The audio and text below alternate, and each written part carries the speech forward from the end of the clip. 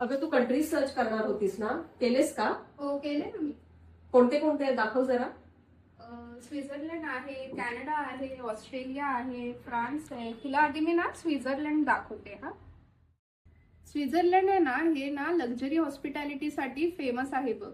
जर आपल्याला world class training आणि एलिट हॉटेल्समध्ये इंटर्नशिप पाहिजे असेल तर ही कंट्री बेस्टच आहे. मग येतं कॅनडा. इथे ना एज्युकेशन फ्लेक्झिबल आहे बघ.